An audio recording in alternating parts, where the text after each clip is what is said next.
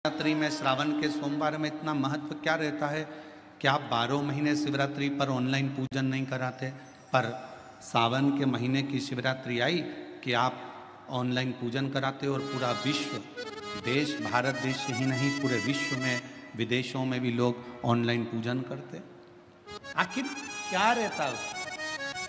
मेरा मेरी जीजी से, मेरी बहन से निवेदन है, तुम दुनिया के साल भर में कितने भी व्रत कर लो, तुम कितने भी उपास कर लो, तुम कितनी भी पूजन कर लो, तुम कितना भी अनुष्ठान कर लो, सारे व्रतों पर, सारे अनुष्ठानों पर, सारी पूजन पर सावन के महीने के जो सोमवार होते हैं, जो शिवरात्रि होती है, जो प्रदोष होती है, ये पूरे साल के व्रतों पर प्रबलता प्रदान करते हैं, बल देते रहते हैं।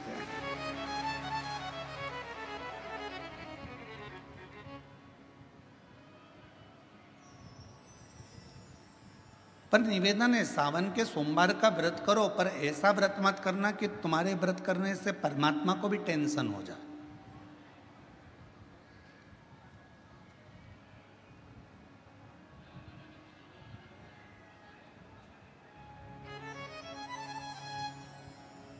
कई माताएं व्रत कर लेती हैं, मेरा सावन का महीने में व्रत है, पूरा 1 महीना व्रत करूंगी, 1 लौंग खाऊंगी, 1 गिलास दूध लूंगी, इसके सिवाय कुछ नहीं लूंगी, 1 फल खाऊंगी, इसके सिवाय कुछ नहीं। बहू बेचारी बोल रही, मम्मी शुगर ऊपर नीचे हो जाएगी, तुम्हारा बीपी ऊंचा नीचा हो जाएगा, तुम तो खाओ पियो। अब आपको पूरे महीने भगवान शंकर की आराधना भी करना है, पूजन भी करना है, अर्चना भी करना है, जाप भी करना है, कथा भी सुनना है, मंदिर भी जाना है, और मालूम पड़ा ऊपर से तुम बीमार पड़ गए। बीमार पड़ गए तो क्या मंदिर जा पाओगे? जम के तो बोलो, नहीं। आराधना कर पाओगे? बैठकर भजन कर पाओगे? कथा सुन पाओगे? नहीं। इसलिए व्रत ऐसा करना जिस व्रत में तुमको भी टेंशन नहीं, तुम्हारे परिवार को भी टेंशन नहीं, और भगवान शंकर को भी टेंशन नहीं, किसी को चिंता नहीं। तुम्हारे व्रत करने से किसी को परेशानी नहीं। मालूम पड़े तुम भोजन का त्याग कर दो, इसका त्याग कर दो, उसका त्याग कर दो, सब चीज़ों का त्याग कर दो और बीमार पड़ जाओ, तो शिव महापुराण की कथा कहती है ऐसा ऐसा तप, ऐसी साधना किसी का नहीं। तुम रुका जी जब कथा कहने के लिए बैठे, चंचुला देवी ने तुमरुका जी से एक प्रश्न किया कि कथा सुनने का नियम क्या है? गीता प्रेस गोरखपुर की शिव महापुराण की कथा लेकर आना, उसमें पढ़ना शिव महापुराण कथा महत्तम।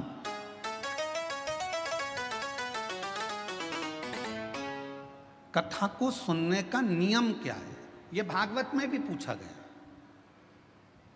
परीक्षित ने सुखदेव जी महाराज से पूछा था कथा सुनने का नियम क्या है। शिव पुराण में चंचुला देवी तुमरुका जी से पूछ रही हैं कि कथा सुनने का नियम क्या है, क्या नियम है कथा सुनने का? तो कहा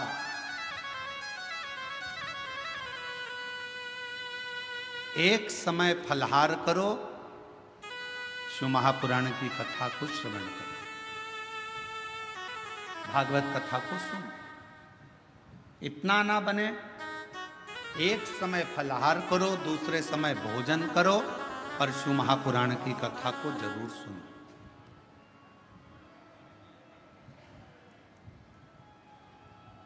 और इतने में भी काम ना चले तो शिव महापुराण की कथा में तुमरुका जी ने चंचुला देवी से कहा, दोनों समय भोजन करो, पर शिव महापुराण की कथा जम के बोलो, सुनो नहीं, जरूर सुनो। और यहां तक कहा यदि इतने में भी काम ना चले, दोनों समय भोजन में भी काम ना चले, तो टिफिन लेके कथा में चलो, पर शिव महापुराण की कथा जरूर सुनो। जैसे बेलपत्र का पौधा माता पार्वती जी के द्वारा प्रकट किया गया, बेलपत्र के वृक्ष की गणना करी गई बेलपत्र के वृक्ष की जो जड़ होती है उसमें मां गौरी का स्थान होता है।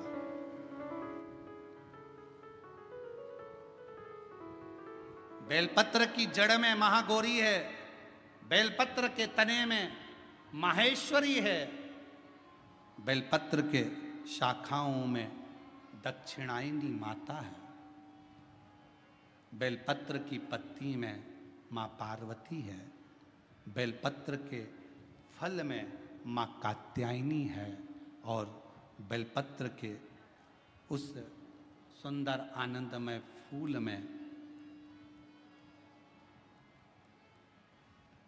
उस फूल के अंदर मां गौरी विराजमान है।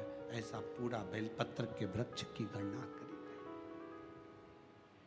चाहे शाखा हो, जड़ हो, बेलपत्र के पूजन का कितना भी एक पत्र आया है, अच्छा है, देखिए। इसमें अगर कुछ भी नहीं है, आप शंकर जी के मंदिर पे गए हो, एक बेलपत्र अगर आपको शिव जी के मंदिर में चढ़ी हुई भी मिल जाए, उसको उठा लो और उस बेलपत्र को धोकर वापिस भगवान देवाधिदेव महादेव के मंदिर में भगवान शंकर को फिर पुनः चढ़ा दो। वापिस उसी बेलपत्र को फिर चढ़ा दो।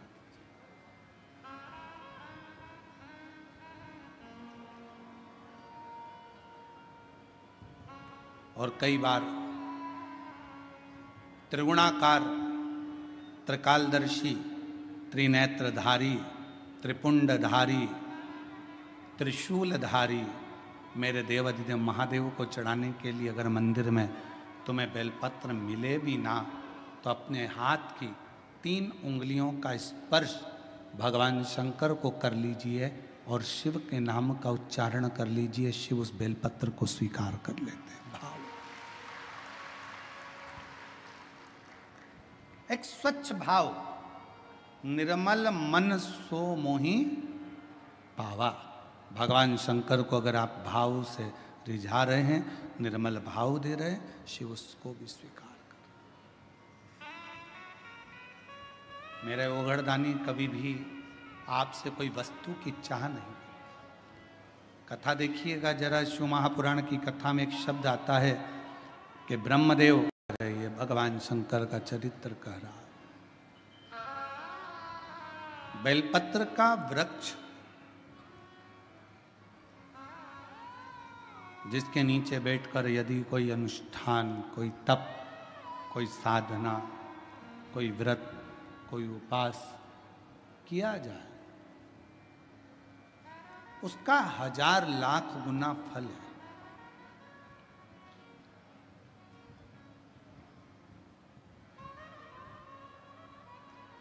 आप सभी ने एक कथा सुनी होगी कि एक आती है शिव महापुराण। जब आप लोग ओमकारेश्वर की कथा को सुने थे तो हमने वहां पर भी कहा था कि अगर जमीन पर पड़ी हुई एक बेलपत्र अगर आपको दिख जाए तो उसको उठाकर कहीं विसर्जन में डाल दो, पर उसको पांव के नीचे मत बांधो। वो बेलपत्र का केवल पत्ता नहीं है, उसमें मेरा महागौरी, आद्य शक्ति, 64 योगनिया, मेरा शिव और शक्ति उस बेलपत्र के पत्ते में सदा विराजमान रहे, सदा।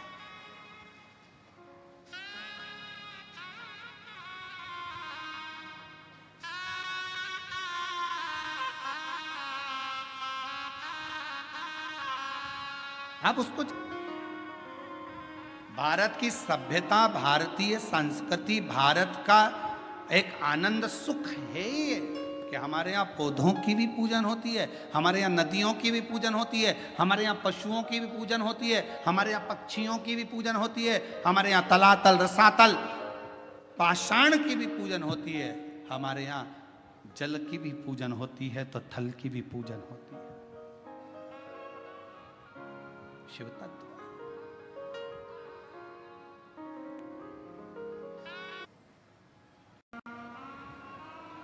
1000 अश्वमेध यज्ञ का फल एक बेलपत्र के वृक्ष के नीचे बैठकर भगवान शंकर के मंत्र का 108 बार जाप करने से प्राप्त हो जाता है। 1000 अश्वमेध यज्ञ का।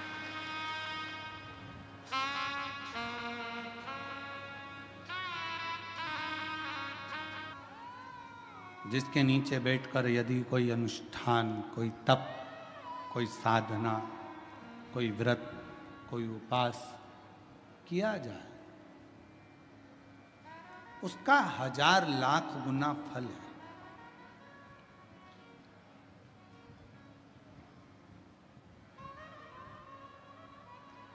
आप सभी ने एक कथा सुनी होगी कि एक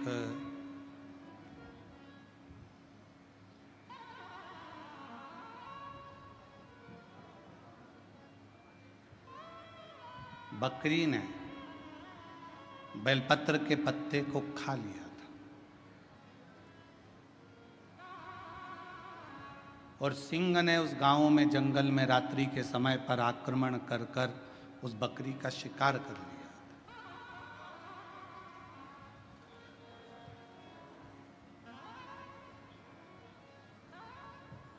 और आखिरी में जब बकरी मर गई, शेर का भी अंत समय आ गया, जब उसके प्राण छूटे, तो देवलोक में जब वो गया तो आखिरी में दोनों को, बकरी को भी और उस सिंह को भी, पृथ्वी पर दूसरी बार जन्म नहीं लेना पड़ा। वो शंकर के धाम में चला गया। शिव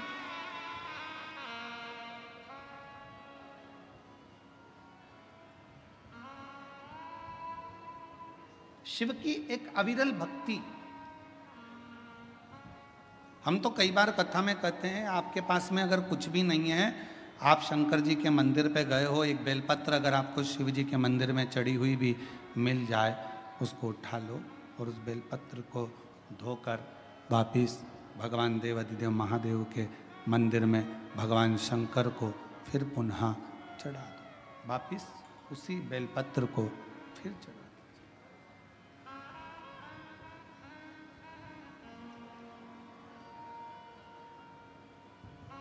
और कई बार त्रिगुणाकार, त्रिकालदर्शी, त्रिनेत्रधारी, त्रिपुंडधारी, त्रिशूलधारी मेरे देवाधिदेव महादेव को चढ़ाने के लिए अगर मंदिर में तुम्हें बेलपत्र मिले भी ना, तो अपने हाथ की 3 उंगलियों का स्पर्श भगवान शंकर को कर लीजिए और शिव के नाम का उच्चारण कर लीजिए। शिव उस बेलपत्र को स्वीकार कर लेते हैं। भाव, एक स्वच्छ भाव, निर्मल मन सो मोहि पावा। भगवान शंकर को अगर आप भाव से रिझा रहे हैं, निर्मल भाव दे रहे हैं, शिव उसको भी स्वीकार कर। मेरे ओघड़दानी कभी भी आपसे कोई वस्तु की चाह नहीं। कथा देखिएगा जरा, शिव महापुराण की कथा में एक शब्द आता है कि ब्रह्मदेव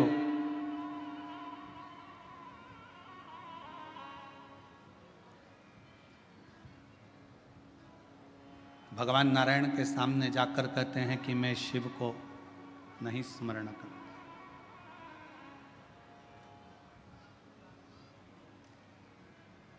मैं नहीं जानता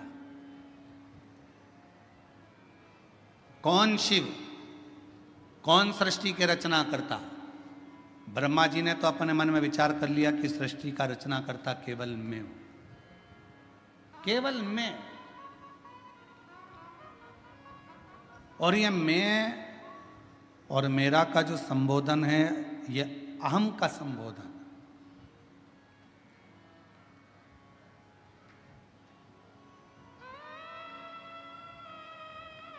महाराज, हाथ की लकीरें भले आपके हाथ की मुट्ठी में बंद हो, हाथ की लकीरें भले आपके हाथ की मुट्ठी में बंद हो, पर मुट्ठी में ये लकीरें बंद कर सकते हो पर काबू नहीं कर सकते। आपके हाथ की लकीरों में जो लिखा है वो काबू में तो केवल एक देवाधिदेव महादेव ही कर सकता है, उसके सिवा कोई नहीं कर सकता। कोई कौन करेगा?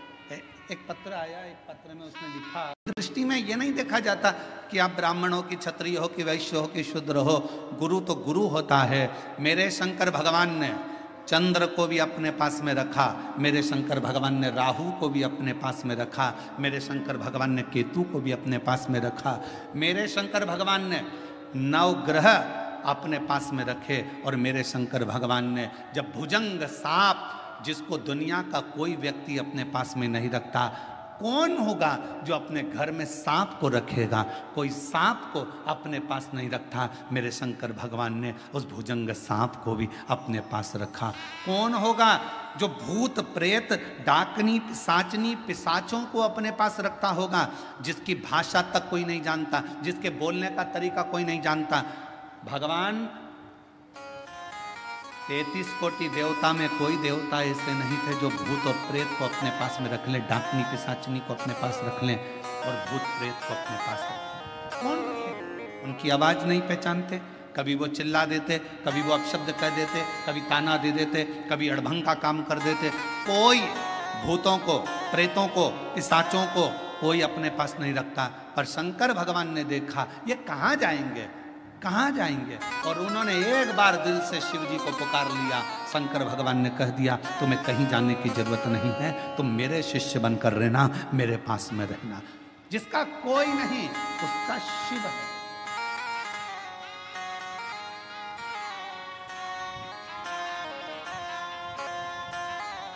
इसलिए पूरी दुनिया में केवल विश्व का एक ही नाथ है, और उसका नाम विश्व, जम के बोलो, विश्वनाथ है।